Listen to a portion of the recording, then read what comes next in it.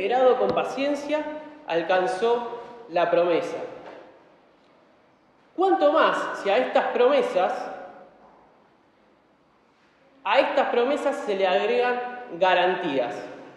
Y de esto vamos a hablar hoy, ¿sí? Las garantías que proporciona el Espíritu Santo en el plan de redención.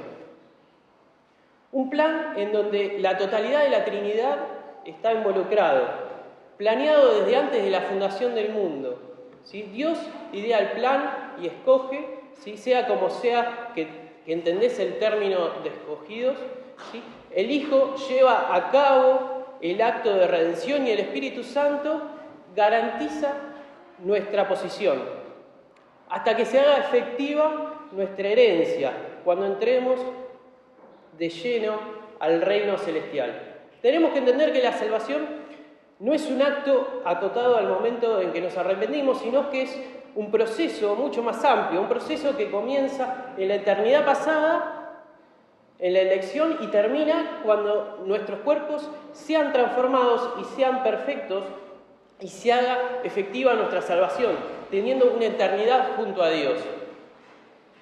Un término que es recurrente en el pasaje y que ya lo mencioné en un par de ocasiones, es el término de redención. Y me gustaría tomar unos minutos para que veamos juntos en qué consiste este término de redención. Redención, aunque esté estrechamente relacionado con la salvación, la palabra redención es mucho más específica, ¿sí? Porque está marcando el medio por el cual se logra la salvación, que es por pago de un rescate, ¿sí? Entender al hombre como esclavo y a Jesucristo por medio del pago por sangre como redentor. Por medio de pago libera de la esclavitud del pecado. Pablo utiliza este concepto en dos formas distintas. Una aplicada al perdón de pecados sobre la base del precio del pago efectuado en la cruz. Y ustedes que tienen abierto Efesios pueden ir leyendo Efesios 1:7, ¿sí? Y la otra aplicación es una aplicación futura a la liberación del cuerpo de su debilidad. Este último hecho está relacionado con el día de la redención en Efesios 4:30, que vamos a ver unos jueves siguientes. Esto no es una redención que opera desde ese momento, ¿sí? Sino que incluye también al cuerpo, ¿sí? De modo que la salvación llega a la consumación que inicialmente se había determinado. Ahora, no hay en el vocabulario cristiano una palabra más preciosa que la palabra redentor. Aún más preciosa que la palabra salvador, ¿sí? ¿Por qué? Porque la palabra redentor siempre nos recuerda a los hijos de Dios que la salvación fue adquirida a un gran precio, a un gran costo personal, porque el Señor se dio a sí mismo por nuestros pecados para liberarnos de ellos. Otra palabra relevante en estas porciones que estamos viendo estos últimos jueves es la palabra herencia. Nos marca el pasaje en el versículo 11 que Jesús, y vimos el jueves pasado también, que dice en Él, que es en Jesucristo, quien es el fundamento y fuente de nuestra herencia divina. Una herencia otorgada. Romanos 8:17 dice, fuisteis hechos coherederos con Cristo, ¿sí? Herederos de Dios y coherederos con Cristo. Jesucristo es el fundamento de la herencia, posición que ya ha sido otorgada. Fíjense que en el versículo 11 dice, en Él asimismo tuvimos herencia.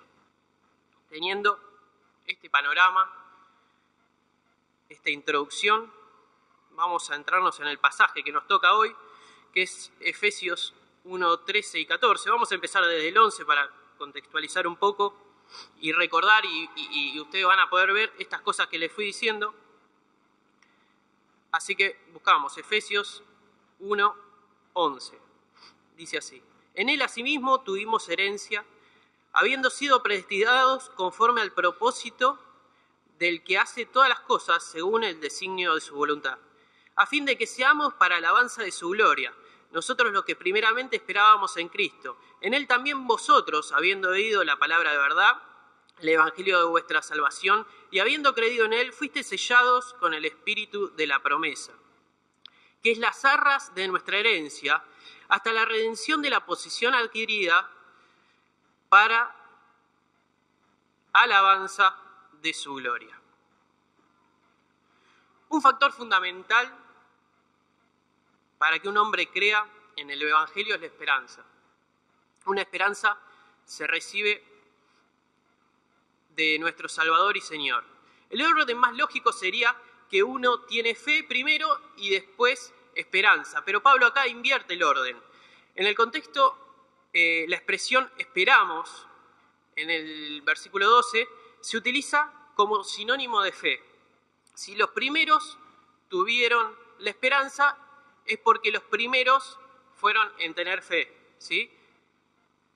Para gozar de la esperanza hay unas cláusulas que nos dice acá de admisión fundamentales, ¿sí? Dice el versículo 13, habiendo oído la palabra de verdad. La primera cláusula que vamos a ver es oír. Romanos 10:17 dice, la fe viene por el oír,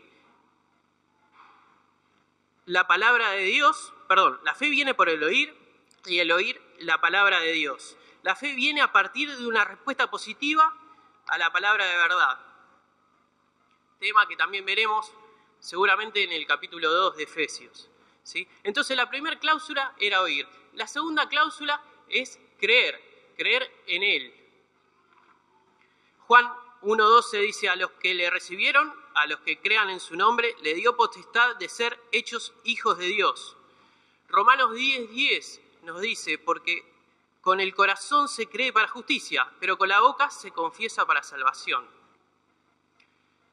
Frente a este pasaje, a este versículo, John MacArthur escribe, la fe es la respuesta del hombre al propósito de la elección de Dios. La determinación con respecto a los hombres se llama elección. La determinación del hombre con respecto a Dios se llama fe. En la elección de Dios da sus promesas y los hombres la reciben por la fe. Por la incapacidad del hombre de ser constante y fiel a sus promesas, los hombres siempre están queriendo tener garantías de todo. Se exigen juramentos, declaraciones juradas, fianzas, depósitos y muchos otros instrumentos. ¿Para qué? Para asegurar, ¿sí?, que lo que se promete se cumpla, ¿sí? Pero ¿es esto igual con Dios? La simple palabra de Dios tendría que bastar y tendría que ser suficiente para nuestra tranquilidad. Pero la gracia de Dios es tan grande, ¿sí?, que aunque no tuviera por qué, Él provee sus propias garantías a nuestra herencia. Y acá es donde el Espíritu Santo toma un papel protagónico. Tan pronto una persona se convierte en cristiano por oír la palabra de verdad y por creer en Él, el Espíritu Santo hace su residencia en la vida de la persona. Y el Espíritu Santo comienza a operar en la vida del cristiano. ¿Cómo opera el Espíritu Santo? En primer lugar, el Espíritu Santo guía, ¿sí? Juan 16:13 dice, pero cuando venga el Espíritu de verdad, Él os guiará a toda verdad. En segundo lugar, no solo guía el Espíritu Santo, en segundo lugar enseña, ¿sí? Lucas 12:12 nos dice, porque el Espíritu Santo os enseñará en la misma hora lo que debéis decir. No solo guía, no solo enseña, también controla. Si en Hechos 10:20 vemos un ejemplo en donde el Espíritu manda a Pedro a que vaya a un lugar y haga algo, ¿sí? No solo guía, no solo enseña, no solo controla, también fortalece, ¿sí? Fortalece para el servicio. En Hechos 1:8 dice, pero recibiréis poder cuando haya venido sobre vosotros el Espíritu Santo y me seréis testigos en Jerusalén, en toda Judea, en Samaria y hasta lo último de la tierra.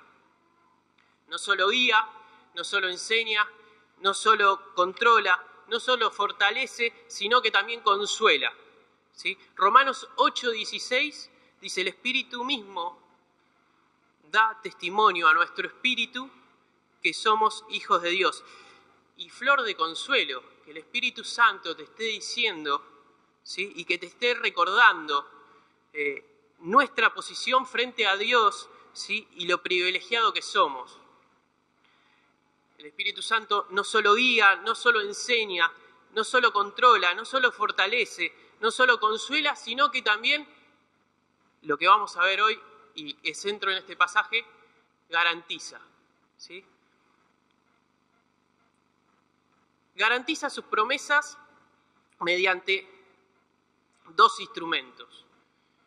Y lo pueden ver ustedes ahí en el versículo 13 y 14. El primero es el sello y el segundo, las arras, ¿sí? Vamos a comenzar por el principio, el sello. El sello del que Pablo habla acá se refiere al sello de identificación que se colocaba sobre una carta, un documento oficial o un contrato. Este sello, por lo general, era de cera caliente, derretida, ¿sí? Que se colocaba sobre el documento y luego se imprimía o se estampaba con un anillo la identificación personal. Y esto marcaba la autoridad de la persona a la que pertenecía el sello. El sello del Espíritu Santo en el creyente tiene 4 significados básicos. A saber, el primero, ¿sí? ¿De qué nos habla el sello? Nos habla de seguridad. El sello de un rey representaba seguridad. Daniel fue arrojado al foso de los leones. El rey en esa oportunidad era Darío. Y mandó poner su sello sobre la piedra. Nadie podía abrir el foso sin romper el sello y sin tener las consecuencias por romper el sello. Si la tumba de Jesús también tuvo un sello oficial. ¿Por qué? Porque temían que los discípulos fueran y robaran el cuerpo de Jesús. Es así que los líderes judíos pidieron a Pilato que se ponga el sello oficial y ponga una guardia para cuidar el cuerpo. El Espíritu Santo asegura a cada creyente y le marca su propio sello, que es inquebrantable. Entonces, el primer aspecto es el de seguridad. El segundo aspecto que nos habla el sello es de autenticidad, ¿sí? Los sellos también servían para confeccionar cartas de presentación que utilizaban viajeros, comerciantes, diplomáticos para certificar que eran auténticos ciudadanos de cierto lugar, de cierto reinado, o que tenían el aval de un rey. Cuando Dios nos da el Espíritu Santo, es como si Él estampara con su sello: esta persona es un auténtico ciudadano del reino divino, ¿sí? Esta persona es parte de mi familia, ¿sí? Autenticidad. El tercer aspecto es el de propiedad, y esto también marcaba el sello, ¿sí? Cada vez que el Espíritu Santo sella a los creyentes, son marcados como posesión de Dios. A partir de ese momento le pertenecemos del todo, ¿sí? Y por siempre. Y no hay nada que pueda interrumpir esta posesión. Cuando sos de Dios, ¿sí? Y no hay forma en que seas una parte de Dios. Sos de Dios, sos todo de Él, ¿sí? El Espíritu Santo garantiza esto. Entonces vimos seguridad, autenticidad, propiedad, y el último punto que nos habla este sello es de autoridad. Cuando somos sellados con el Espíritu Santo, Dios nos coloca en una posición de representantes de Él, ¿sí? Así como un diplomático, ¿sí?, que lleva una carta sellada en representación del rey y nunca altera lo que el rey quiere proclamar, sino que se ajusta a lo que el rey sí quiere proclamar. Bueno, el Espíritu Santo, cuando somos sellados con el Espíritu Santo, somos enviados a proclamar, a enseñar, a defender la palabra de Dios, ¿sí?, con una autoridad que solo puede dar el rey. Seguridad, autenticidad, propiedad y autoridad. El Espíritu Santo no solo garantiza nuestra herencia con su sello, sino que leímos recién y vimos que con las arras, ¿sí? Y Adrián lo mencionaba en la oración. Pero ¿qué es esto de las arras? ¿Sí? ¿A qué hace mención este término tan raro? Arras. Arras viene de la palabra rabón y aparece 3 veces en el Nuevo Testamento. Es un término comercial de origen fenicio.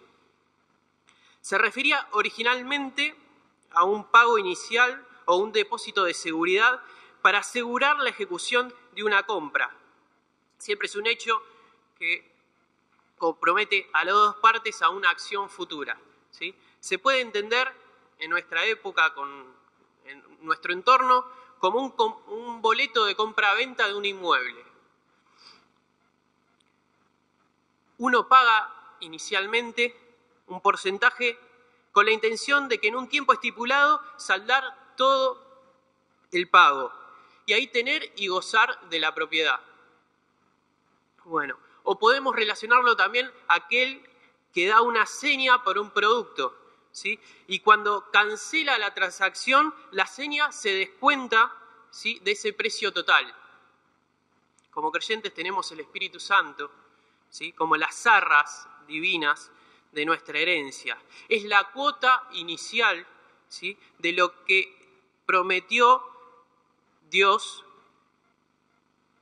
Es la cuota inicial de lo prometido por Dios como garantía del cumplimiento futuro y pleno en el cielo.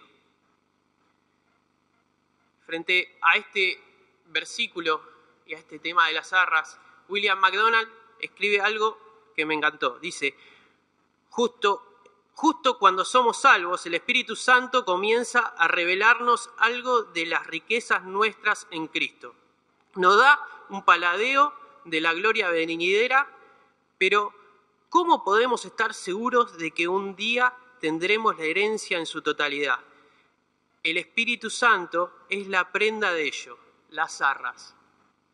Me encanta esto que dice MacDonald, de que el Espíritu Santo nos deja paladear, ¿sí?, la gloria venidera. Una palabra que usamos nada más que para los helados, ¿sí? Y nos deja sentir el sabor en su justa medida, ¿sí? Apreciar con detenimiento el sabor de la gloria venidera. Sigue el pasaje, el versículo 14, y dice: hasta la redención de la posesión adquirida. Lo más probable es que la expresión posesión adquirida pueda significar el cuerpo del creyente. Nuestro espíritu y alma fueron redimidos cuando creemos en Él, pero la redención de nuestro cuerpo sigue siendo un acto futuro. ¿Sí? El hecho de que sentimos, de que envejecemos y hasta que nos morimos, nos da a entender y son señales de nuestra imperfección.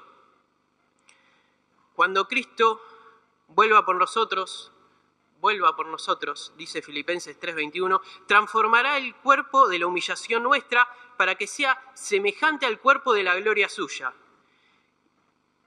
Y ahí se hará efectiva nuestra redención. Romanos 8:23 dice: esperando la redención de nuestro cuerpo.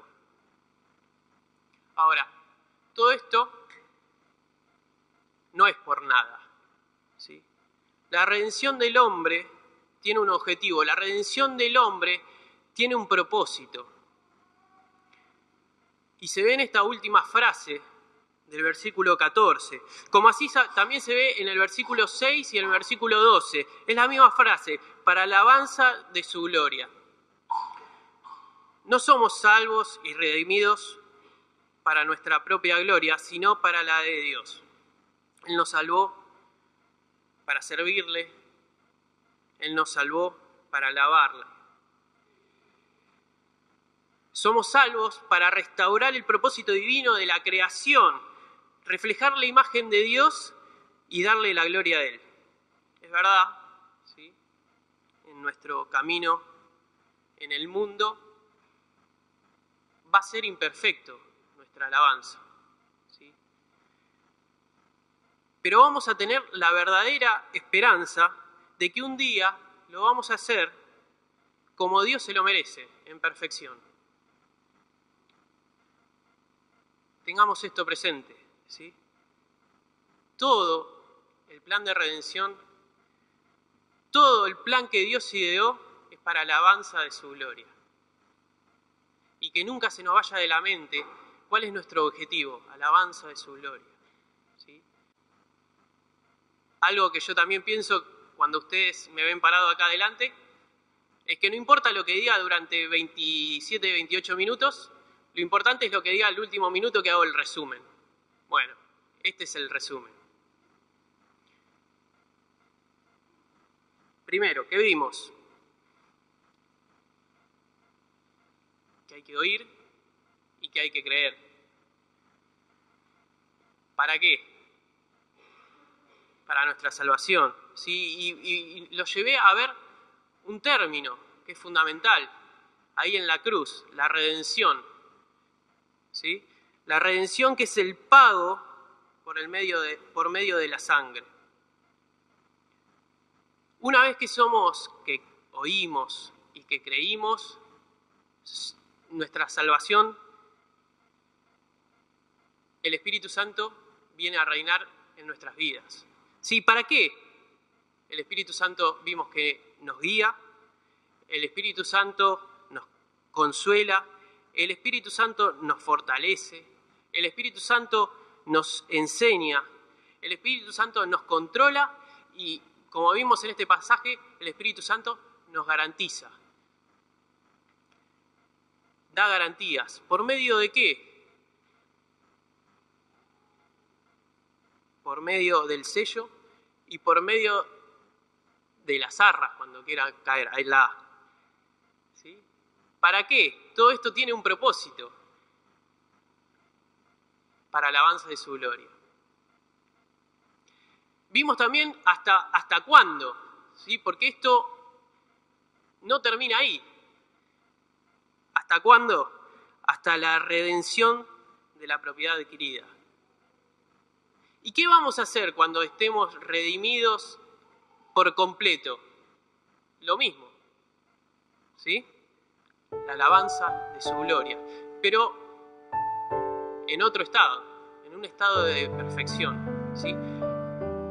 Alabando y glorificando a Dios como solo Él se merece. Que Dios bendiga su palabra.